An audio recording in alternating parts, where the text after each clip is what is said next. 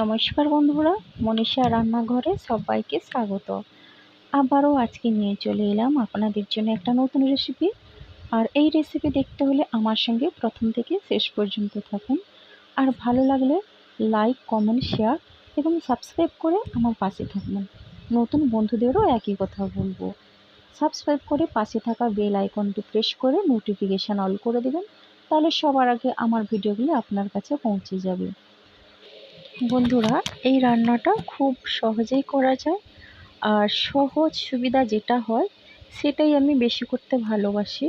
কেননা বেশি কাজ করতে আমার ভালো লাগে না, কেননা সময়টা আমার কম থাকে, সময় বাঁচিয়ে কাজ করতে হয়। তো চলুন বন্ধুরা, রান্নাটা শুরু করি। আর রান্নার জন্য নিয়েছি 4 পিস কাতলা মাছের পেটি, আর নিয়েছি এখানে পেঁয়াজ কুচি, নিয়েছি গ্রেট করে রাখা আদা রসুন, আর নিয়েছি টমেটো, কাঁচা লঙ্কা, তেজপাতা আমি ধুয়ে রেখেছিলাম।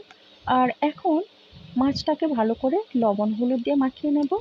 দিয়ে দিচ্ছি পরিমাণ মতো লবণ, আর দিচ্ছি পরিমাণ মতো হলুদের গুঁড়ো।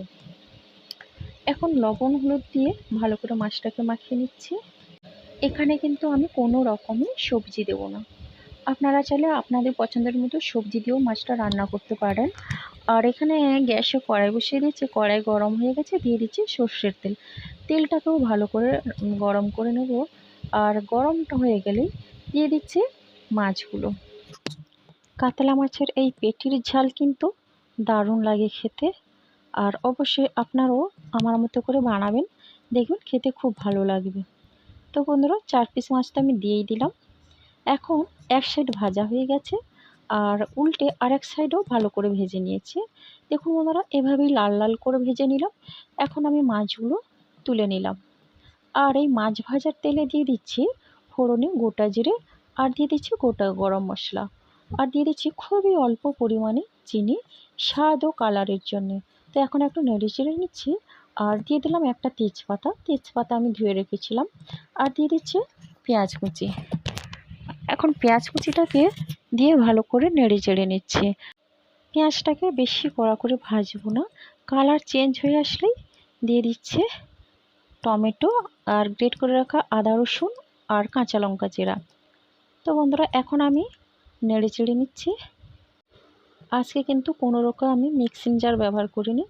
আমি আদা রসুনও গ্রেট করে নিয়েছি, আর টমেটোও কেটে নিয়েছি, এভাবেই দিচ্ছি। আর দিচ্ছি অল্প পরিমাণে লবণ, যাতে টমেটো তাড়াতাড়ি গলে যায়। আর টমেটো অনেকটা গলে গেছে। আর এখন একটু নেড়ে চেড়ে নিচ্ছি। এরপর দিয়ে দিচ্ছি পরিমাণ মতো হলুদের গুঁড়ো, আর দিয়ে দিচ্ছে স্বাদ মতো লঙ্কার গুঁড়ো। আপনারা যেমন ঝাল খাবেন সেই বুঝে লঙ্কার গুঁড়ো দেবেন। তো বন্ধুরা, এখন একটু নেড়ে চেড়ে নিচ্ছে। আর মশলাটা দেখুন অনেকটা কষানো হয়ে গেছে। এবার দিয়ে দিচ্ছে জল। এবার এক বাটি আমি জল দিলাম। এরপর জলটা দিয়ে ভালো করে নেড়ে চেড়ে মিশিয়ে নিচ্ছে। এরপরে দিয়ে দিচ্ছে পরিমাণ মতো লবণ। আর লবণ দিয়েও একই রকমভাবে ভালো করে নেড়ে চেড়ে নিলাম। এখন ঝোলটা ফুটে গেলেই দিয়ে দিচ্ছি ভেজে রাখা মাছগুলো। এবার মাছগুলো দিয়ে একটু নেড়ে চেড়ে নিচ্ছি। এই রান্নাটা কিন্তু বেশি সময় লাগবে না, আর এটা 5 মিনিটের মধ্যেই হয়ে যাবে। তো বন্ধুরা, রান্নাটা হতে থাক। আর দেখুন বন্ধুরা, এখন আমার রান্নাটা হয়ে গেছে। এখন নামানোর আগে দিয়ে দিচ্ছি গরম মশলার গুঁড়ো, আর ধনেপাতা চাইলেও আপনারা দিতে পারেন। আজকে আমি ধনেপাতা দিলাম না। তো বন্ধুরা, এখন আমি একটু নেড়ে চেড়ে নিচ্ছি। এবার আমি নামিয়ে নেব।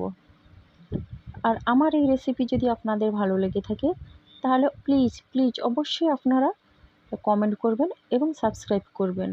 আর কমেন্টটা যাতে খুব মিষ্টি হয়, আমার যাতে খুব ভালো লাগে, আর রান্না করার উৎসাহ যেন বাড়িয়ে দেয়।